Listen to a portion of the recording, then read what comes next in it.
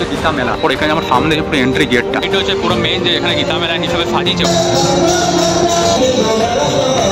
এবার রথযাত্রার মধ্যে আমি 3টে মডেল হবে, পুরো রাম আর লক্ষ্মণ বসে যেমন। আর এখানে সামনে পোস্টারে লেখা আছে কোন দোকানে কি পাওয়া যাবে আর তার দামটা। প্রত্যেকটা স্টলে কিন্তু একটা নাম দিচ্ছে, আরতি ভারতী এখানে করবে, ওই জন্য কিন্তু এখানে পুরো সাজানো আছে।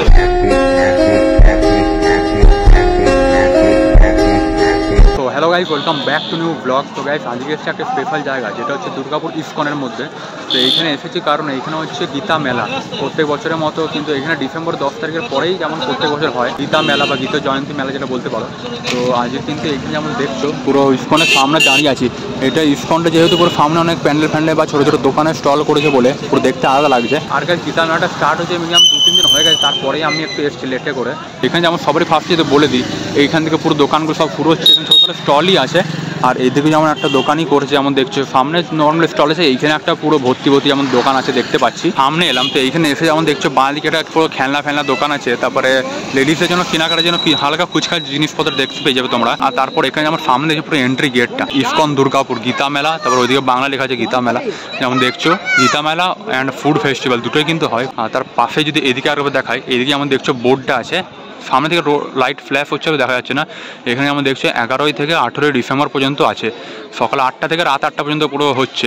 ইস্কনটা মানে যখন নর্মালি খোলে তখন থেকে রাত 8টা পর্যন্ত, তারপরে বন্ধ হয়ে যাবে। এখানে যেমন দেখছো পুরো গীতা মেলার জন্য স্পেশাল এখানে কিন্তু গেটটা বানানো হয়েছে, যেটা কিন্তু দেখতে হেবি সুন্দর লাগছে। আর এদিকে কিন্তু এন্ট্রি করার রাইট সাইডে কিন্তু এখানে পুরো জুতো রাখার জায়গা পেয়ে যাবে। যদি এখানে সামনে রাখো চুরি হয়ে যেতে পারে, তো এখানে ব্যাগের মধ্যে দিতে পারো, পুরো সামনে এখানে জুতো রাখার জায়গাটা আছে। তো এখানে আমাদের জুতো রাখা কমপ্লিট যেমন দেখছোই। তো এবারে চলো ভিতরে এন্ট্রি করি। আর ঢোকানোর সময় এখানে হালকা নিয়মাবলী কিছু ফুচকা দেওয়া আছে, নিয়ম ফিয়ম।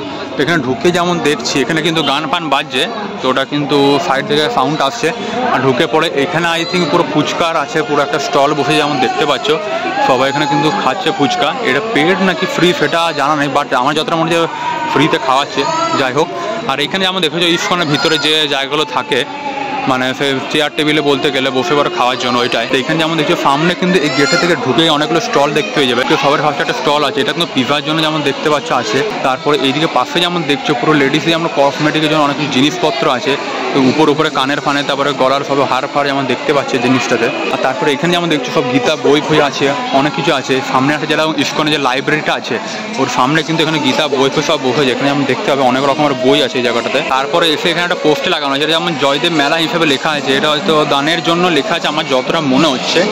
তো যেমন লিখছো নিচে গীতা বিতরণ, 5টি গীতা, 10টি গীতা, 108টি গীতা, প্রসাদ বিতরণ। হ্যাঁ, প্রসাদ বিতরণের জন্য দেওয়া আছে, যেমন দেখছো 50 জনের দিলে 2,500 টাকা, 100 জনের দিলে 5,000 টাকা, 200 জনের দিলে 10,000 টাকা। তারপরে এই যেমন সামনে কিন্তু অনেক নয়েস হচ্ছে, মানে কথা বলে ক্লিয়ার শুনতে পাবে কিনা যায় না। তো বাট এইখানে হচ্ছে ইস্কনের ভিতরে যে ফুড কাউন্টারটা বলতে পারো, মহাপ্রসাদ যেমন লেখা আছে। আর এখানে গীতা মেলা হচ্ছে বলে আরও পুরো সাজানো আছে, এখানে পোস্টার অনেক কিছু লাগানো আছে। তো আমিও বেসিক্যালি ইস্কন অনেকদিন পরেই এলাম। তো গাইস তারপরে মেন পুরো ইস্কনের ভিতরে যে জায়গাটাতে যেখানে সব উৎসব হচ্ছে ওইগুলোতে এন্ট্রি করলাম। এখানে যেমন দেখছো পুরো কিন্তু প্রোগ্রাম হচ্ছে বা কিছু সৎসং টাইপের বলতে পারো।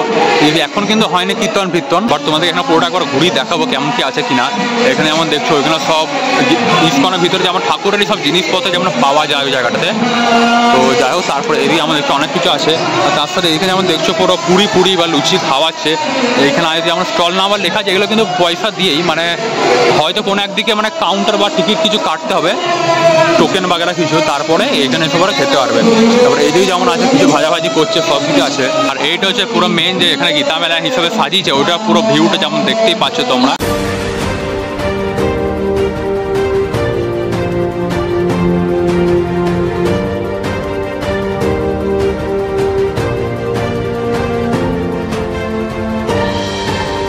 এখানে ইস্কনের ভিতরে একবার ঠাকুরের দর্শন তো করাবোই, এখানে আওয়াজও হচ্ছে যেমন তেমন, এখানে ভিড়ও আছে।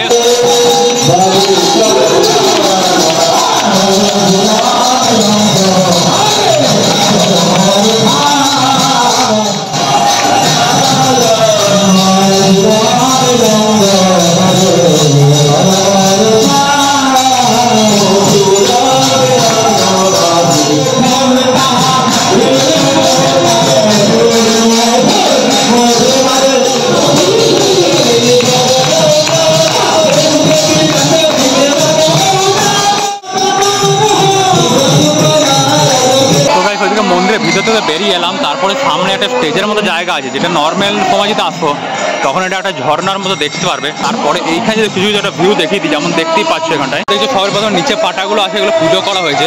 তারপরে এটা পুরো দানের জন্য দান পাত্র রাখা হয়েছে।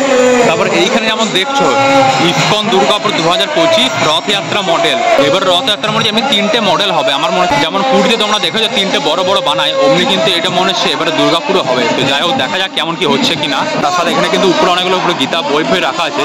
তারপর ওইদিকে যেমন একটা দেখছো পুরো মানে বাটখারা টাইপের করা আছে, মানে একদিকে বই রাখা আছে এদিকেও বই রাখা আছে, পুরো ওয়েট করা হচ্ছে অমনি কোনো সিস্টেম আছে, পুরো বাটখারা আছে, পুরো বড় মতো যেমন দেখতেই পাচ্ছ। আর কাছে এই যে স্টেজের এখন ঠিক পিছনে কিন্তু একটা জায়গা যে স্টেজ আছে এখানটাতে, এখানে হয়তো যারা ধরো বাইরে থেকে আসে হয়তো প্রোগ্রাম করার জন্য বা কীর্তন করার জন্য, তাদের জন্য এখানে কিন্তু পুরো স্পেশাল একটা জায়গা করা আছে। তার পিছনে যেমন দেখছো ইসকন দুর্গাপুর গীতা জয়ন্তী উৎসব 2024 বলে লেখা আছে। তার সাথে এখানে অনেকগুলো পুরো 6টা এখানে পিলার করা আছে, ওর উপরে পুরো ফুল দিয়ে পুরো সাজানো আছে। তারপরে এইদিকে স্টেজগুলোর পাশে কিন্তু এদিকে কিন্তু অনেকগুলো সব ছোটো ছোটো স্টল আছে, ওখানে যেমন দেখছো পুরো পাপড়ি চাট বাকি দিচ্ছে, তারপরে এখানে আমাদের ফুচকা দিচ্ছে। আর গাইস তারপরে এইদিকে যে জায়গাটা দেখছো এটা কিন্তু হচ্ছে মেন যে ইসকনে এন্ট্রি করো ওই জায়গাটাই কিন্তু এইটা, যেমন ওইদিকে এন্ট্রি করো আর এদিকে বেরোনোর গেটটা, তাহলে যেমন দেখছো গেটগুলো আছে দুদিকে যেমন দেখতে পাচ্ছে, বাট এখন কিন্তু এখানে ঢাকা দিয়ে আছে পুরো স্টল করেছে বলে। আর এইটা দেখছো যেমন পুরো ঘোড়াটা রথ আছে বলতে পারো, পুরো দেখছো পুরো রাম আর লক্ষ্মণ বসে আছে যেমন পুরো উপরটাতে, এখানে পুরো এর আগের বছর কিন্তু ছিল, পুরো দেখতে হেভি সুন্দর লাগছে, পুরো থার্মোকল দিয়ে বানিয়েছে। আর এইদিকে হচ্ছে মেন যে খাদ্য মেলা, যেমন বললাম ফার্স্টে গীতা মেলা ও খাদ্য মেলা, তো ওইটারই স্টলগুলো এদিকে বসছে, তো ওইগুলো দেখাও একবার চলো। এদিকে যেমন দেখছো পুরো ঘোড়াগুলো পুরো হেভি সুন্দর লাগছে, পুরো কার্নিং পাথরের পুরো কেমন বেল্টের মতো বলতে পারো, এগুলো পুরো লাগানো আছে জড়িয়ে। তারপরে এদিকে যেমন দেখছো পুরো রাম লক্ষ্মণ পুরো বসে আছে উপরে, পুরো এখানে ছাদের মধ্যে যেটা আছে দেখছো হেভি দেখতে খুব সুন্দর লাগছে। এদিকে হচ্ছে পুরো রথটা। তাহলে চলো এবারে এখান থেকে পুরো স্টলগুলো সব শুরু হচ্ছে, আর এখানে সামনে কিন্তু পোস্টারে লেখা আছে কোন দোকানে কি পাওয়া যাবে আর তার দামটা, তো একে একে সব দেখিয়ে দেবো চলো। তো এখানে যেমন সবারই ফার্স্টে এখানে স্টলটা যেমন দেখছো মশলা ধোসা 60 টাকা, গ্রেভি মশলা ধোসা 80 টাকা, পনির ধোসা 100, চিজ ধোসা 120, আর চিজ পনির ধোসা 150 টাকা। তো দেখছো এখানে কিন্তু সব ফুড আইটেমগুলো পেয়ে যায়, যেমন এদিকে ওদিকেও হচ্ছে। আর গাইস আরেকটা যেটা আগের বছর যেমন দেখিয়েছিলাম যে প্রত্যেকটা স্টলে কিন্তু একটা নাম দিচ্ছে, এখানে যেমন দেখছো ভীম, অর্জুন, তারপরে ওইদিকে যেমন নকুল, সহদেব, তারপরে এদিকে দ্রোণাচার্য, তারপরে এখানে কৃপাচার্য, সবগুলো কিন্তু এক একটা নাম দিয়েছে। ওইদিকে বিষ্ণুদেব, বিদুর, সবগুলো নাম দেওয়া আছে। স্টলটা এখানে যেমন দেখছো অর্জুন স্টলে ডাল pakora, Gobi nugget, pancake, veg Frenkie, তারপরে আরও কিছু সব আছে যেটা আদৌ অনেকগুলো নাম শুনিনি। এখানে যেমন দেখছো সব ফুড আইটেমগুলো এখানে পুরো সামনে দেখতে পেয়ে যাবে, পুরো যেমন রেডি করাই আছে, যে যেমন নেবে সেমনি হিসাবে দেওয়া হবে। এখানে যেমন দেখছো পোস্টারে কিন্তু সবগুলো এক একটা দাম দেওয়া আছে। তারপরে নকুল স্টলের এখানে যেমন দেখছো সবগুলো আছে, তোমরা এখানে যদি কেউ আসো তাহলে এখানে পুরো দেখতে পেয়ে যাবে পরপর পুরো। সেইখানে যেমন দেখছো পুরো বিরিয়ানি আছে, বাট এটা ভেজ বিরিয়ানি, তো যাই হোক। তারপরে গ্রিল ফিশ, গ্রিলি পিৎজা সব কিছু আছে, পিৎজাও আছে, পাওভাজি, তারপরে কচুরি চাট অনেক কিছু আছে। এদিকে যেমন দেখতে হচ্ছে পুরো এইদিকে সহদেবের স্টলটাতে। তারপর এদিকে যদি দেখায় এইদিকে বিদুরের যে ইয়েটা আছে, এখানে কিন্তু মিরের, তারপর নারকেল, গাজরের, বাঁধাকপি, আলুর, তারপর মোচার অনেক মানে সবজি উপরেরই সব কিছু পুরো দেওয়া আছে, আমার পুরো নাম আমাদের অলরেডি দেখতে পেয়ে যাবে। তারপর মালপোয়া, পাটি সাপটা, তারপর চপ, ঘুগনি, এখানে সব স্টল দেওয়া আছে। এখানে যেমন দেখি সব কিছু রেডি আছে খাবারগুলো সবগুলোই। আর লাস্ট থিং যেটা মানে তোমরা কী করে নেবে, এইখানে যেমন দেখছো এসে সব দামটা লেখা আছে, তোমরা এখানে চয়েস করে নেবে।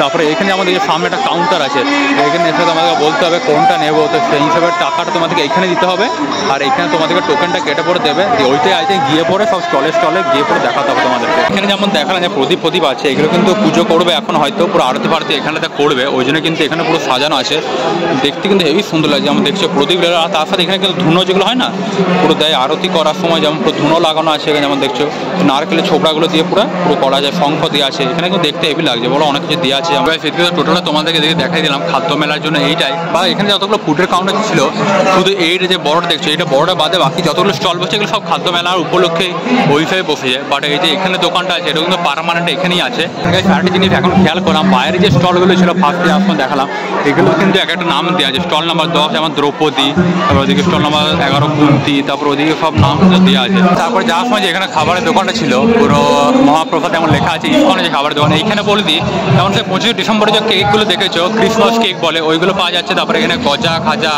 তারপরে একটা ধরনের সিঙ্গারা দেখলাম, ওটা কেমন লাল লাল লাগছে, উপরে যেটা দেখছো ট্রেতে আছে। আর তাছাড়া এদিকে আমাদের ছোটো ছোটো কেক হয়, যেমন দেখেছো পুরো মিয়ামোর বা প্যারামোটের কেকগুলো, ওইগুলো আছে বেশ, তো অনেক কিছু পাওয়া যাচ্ছে এই দোকানটাও। তো চলো এখানে তো পুরো টোটালটা তোমাদেরকে দেখিয়ে দিলাম, এবারে যাই বাইরে।